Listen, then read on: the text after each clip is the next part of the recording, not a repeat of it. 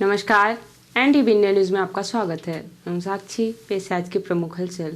Madhya Pradesh cabinet के वरिष्ठ नगरीय प्रशासन मंत्री कैलाश विजयवर्गीय 10 जनवरी को आज सीधी जिले के अल्प्रवास पर पहुंचे। इस दौरान सीधी शहर के उच्च विश्राम गृह में उन्होंने जिले के सांसद डॉक्टर राजेश मिश्रा, सीधी विधायक श्रीमती रीति पाठक सहित अन्य कार्यकर्ताओं और पार्टी पदाधिकारी से मुलाकात की। मुलाकात के दौरान एनटीवी इंडिया न्यूज ने मध्य प्रदेश के नगरीय प्रशासन मंत्री कैलाश विजयवर्गीय से सीधी जिले की नगर पालिका को नगर निगम बनाए जाने के मुद्दे पर सवाल किया। एनटीवी इंडिया न्यूज ने कहा कि सीधी विगत 40 वर्षों से नगर पालिका ही रह गई, यह नगर निगम कब बनेगी? जिसका जवाब देते हुए मंत्री कैलाश विजयवर्गीय ने कहा कि विधानसभा और लोकसभा के परिसीमन के बाद इस पर विचार किया जाएगा। एनटीवी इंडिया न्यूज द्वारा मध्य प्रदेश के वरिष्ठ नगरीय प्रशासन मंत्री कैलाश विजयवर्गीय से की गई बातचीत पर एनटीवी इंडिया न्यूज की रिपोर्ट देखिए। सर, ये जिला 40 साल हो गए नगर पालिका ही रह गया, नगर निगम ये कब कन्वर्ट होगा? स्मार्ट सिटी को लेकर हम कहना चाहेंगे सर, स्मार्ट सिटी योजना के सारे काम बंद पड़े हैं, इस पर सर आपका क्या कहना है? अभी देखिए, सीमांकन विधानसभा का होगा, लोकसभा का होगा, उसी प्रकार नगर निगम नगर पालिकाओं का भी होगा, उस वक्त विचार करेंगे। सीधी जिला मुख्यालय में अल्प प्रवास पर जिले के सांसद, विधायक और पार्टी कार्यकर्ताओं से मुलाकात करने के लिए रुके मध्य प्रदेश के कैबिनेट मंत्री नगरीय प्रशासन विभाग कैलाश विजयवर्गीय से एनटीवी इंडिया न्यूज द्वारा किया गया यह सवाल भले ही छोटा हो, लेकिन इस सवाल में सीधी जिले और सीधी शहर के विकास में पिछड़ने और जिले के साथ किए गए भेदभाव का दर्द शामिल है। आपको बता दें कि 1990 के दशक में सीधी जिला देश में ऊर्जा और खनिज का सबसे बड़ा केंद्र था। सिंगरौली सीधी जिले का हृदय था। उस दौरान सीधी के महत्व को देखते हुए जिला मुख्यालय की नगर पालिका को विशेष क्षेत्र विकास प्राधिकरण साणा का दर्जा दिया गया था, जिसके अधीन सीधी जिले के बघवार से लेकर बहरी तक का भाग शामिल था, जिसके माध्यम से सीधी जिले और शहर के विकास की कार्य योजनाएं संचालित होती थी। लेकिन सीधी जिले का दुर्भाग्य देखिए कि 1995 में सीधी जिले से विशेष क्षेत्र विकास प्राधिकरण को खत्म करके उसे फिर से नगर पालिका बना दिया गया और पूरा अमला उसी में शामिल कर दिया गया। उससे भी बड़ा दुर्भाग्य था जब सीधी जिले से सिंगरौली को पृथक करके अलग जिला बना दिया गया, जिससे सीधी जिले की 90% खनिज, ऊर्जा और राजस्व छीन गई। पूरे देश को ऊर्जा, खनिज और राजस्व देने वाला यह जिला आज ऊर्जा, खनिज और राजस्व के लिए खुद मोहताज हो गया है। हालत यह है कि 1995 में साणा से खत्म कर फिर से नगर पालिका बनाई गई यह नगर पालिका इतने वर्षों के बाद भी नगर निगम नहीं बन पाई। इसी दर्द को लेकर एनटीवी इंडिया न्यूज ने यह सवाल मध्य प्रदेश के वरिष्ठ कैबिनेट मंत्री कैलाश विजयवर्गीय से उठाया था। सर, ये जिला 40 साल हो गए नगर पालिका ही रह गया, नगर निगम ये कब कन्वर्ट होगा? स्मार्ट सिटी को लेकर हम कहना चाहेंगे सर, स्मार्ट सिटी योजना के सारे काम बंद पड़े हैं, इस पर सर आपका क्या कहना है? अभी देखिए, सीमांकन विधानसभा का होगा, लोकसभा का होगा, उसी प्रकार नगर निगम नगर पालिकाओं का भी होगा, उस वक्त विचार करेंगे। मध्य प्रदेश के कैबिनेट मंत्री नगरीय प्रशासन कैलाश विजयवर्गीय से एनटीवी इंडिया न्यूज ने यह सवाल इसलिए किया क्योंकि सीधी जिले की जो विकास की कमियां हैं उनके संज्ञान में आए और उसके आधार पर इस जिले के विकास के लिए शासन प्रशासन का ध्यान जाए। सीधी नगर पालिका विगत कई वर्षों से नगर पालिका बनकर ही रह गई है। इसका दायरा बढ़ना चाहिए, इसे अब नगर निगम होना चाहिए, जिससे इस जिले के और इस शहर के विकास में तेजी आए। एनटीवी इंडिया न्यूज के लिए धर्मेंद्र की रिपोर्ट। युवा दिवस के अवसर पर आज 12 जनवरी 2025 को सामूहिक सूर्य नमस्कार का आयोजन किया जाएगा। जिला स्तरीय कार्यक्रम शासकीय उत्कृष्ट उच्चतर माध्यमिक विद्यालय क्रमांक 1 सीधी के मैदान में संपन्न कराया जाएगा। इस कार्यक्रम में प्रातः 8:30 बजे से 9 बजे के मध्य छात्रों एवं अन्य अतिथियों का एकत्रीकरण होगा, जिसमें छात्रों एवं अन्य अतिथियों को अपने निर्धारित स्थलों पर बैठने की व्यवस्था की जाएगी। इसके पश्चात अतिथिगणों द्वारा दीप प्रज्वलन किया जाएगा। साथ ही मां सरस्वती एवं स्वामी विवेकानंद जी के चित्रों पर माल्यार्पण अतिथियों द्वारा किया जाएगा। तत्पश्चात 9:25 से 9:30 तक अतिथिगणों का उद्बोधन पश्चात 9:30 बजे से 10-15 मिनट के मध्य राष्ट्रगीत वंदे मातरम का गायन, स्वामी विवेकानंद जी की वाणी, मुख्यमंत्री जी का संदेश, सामूहिक सूर्य नमस्कार तथा 10:15 से 10:30 बजे तक आभार एवं कार्यक्रम समापन किया जाएगा। अपर जिला दंडाधिकारी अंशुमान राज द्वारा आदेश जारी कर जिला सीधी की संपूर्ण राजस्व सीमा के भीतर पतंगबाजी में उपयोग होने वाले चाइनीज मांझे के क्रय विक्रय एवं उपयोग को प्रतिबंधित किया गया है। उक्त आदेश का उल्लंघन किए जाने पर संबंधित के विरुद्ध भारतीय न्याय संहिता 2023 की धारा 123 के अंतर्गत कार्यवाही की जाएगी।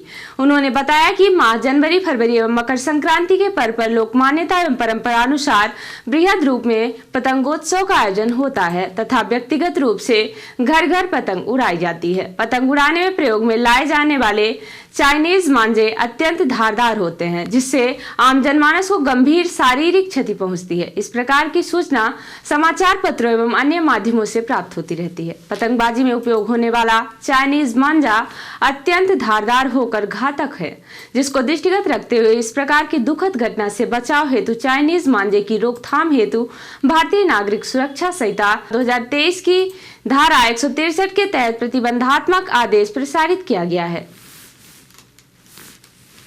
11 जनवरी को सीधी शहर के सम्राट चौक से समस्त हिंदू समाज सीधी द्वारा श्री राम लला आगमन यात्रा निकाली गई। यात्रा में श्री राम, सीता, लक्ष्मण, बजरंग बली विराजमान दिखे। श्री राम लला आगमन यात्रा में अयोध्या श्री राम दरबार झांकी, शिव पार्वती झांकी, शिव तांडव झांकी, बाहुबली हनुमान जी और उड़ते हुए हनुमान जी की झांकी का नजारा देखने को मिला। सम्राट चौक से शुरू हुई श्री राम लला आगमन यात्रा शहर के सभी प्रमुख मार्गों से होकर गुजरी। इस दौरान यात्रा में बड़ी संख्या में महिला और पुरुष भक्तगण शामिल रहे। यात्रा के दौरान जिला और पुलिस प्रशासन द्वारा सुरक्षा के कड़े इंतजाम किए गए थे। शोभा यात्रा की शुरुआत के पूर्व जिले की विधायक श्रीमती रीति पाठक, भाजपा जिला अध्यक्ष देव कुमार सिंह चौहान, लालचंद्र गुप्ता, भानु पांडे सहित अन्य कई भाजपा नेताओं, कार्यकर्ताओं, पदाधिकारी और आयोजकों ने भगवान राम, सीता और लक्ष्मण की विधिवत पूजा अर्चना और आरती की।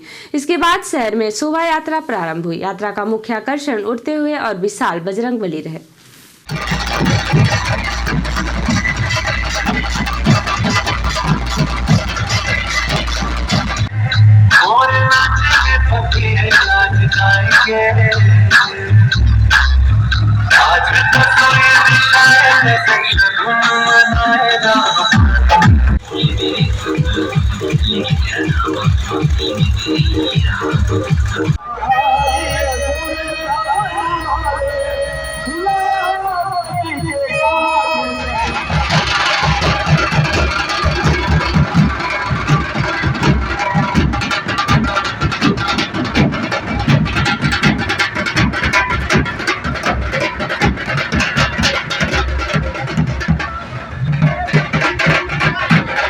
सीधी शहर से लगे एसके पब्लिक स्कूल जमोड़ी से ग्राम परिसर में श्रीमद् भागवत कथा ज्ञान यज्ञ का आयोजन श्रीमती अनूपा सिंह, श्रीमती आशा सिंह द्वारा किया जा रहा है, जिसमें परम पूज्य पंडित श्री चेतन शास्त्री जी सुधा स्मृति ज्योतिषी संस्थान नैनी प्रयागराज द्वारा श्रीमद् भागवत कथा सुनाई जा रही है।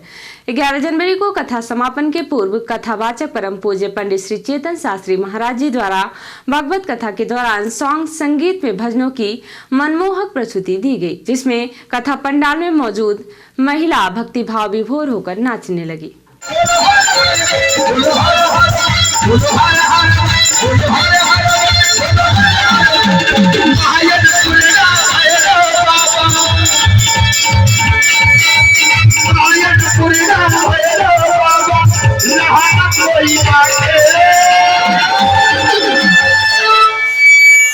दोनों हाथ ऊपर करके और भगवान भोलेनाथ करना क्या तो बोलो हर हर बोलो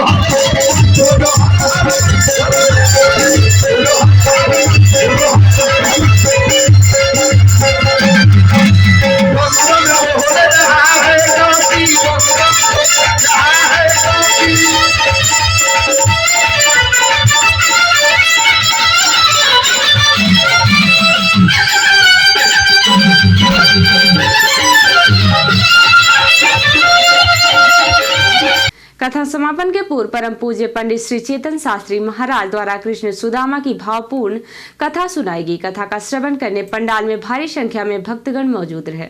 12 जनवरी को श्रीमद् भागवत कथा का समापन विशाल भंडारे के साथ किया जाएगा। कथा आयोजन अजय सिंह सेंगर ने समस्त भक्तगणों से भंडारे का प्रसाद ग्रहण करने की अपील की है। रिपोर्टर हिमायत रोतेला ने बताया कि नगर निकायों की मतगणना को सुचारू रूप से संपन्न किए जाने हेतु राज्य निर्वाचन आयोग ने सामान्य प्रेक्षकों की तैनाती कर दी है।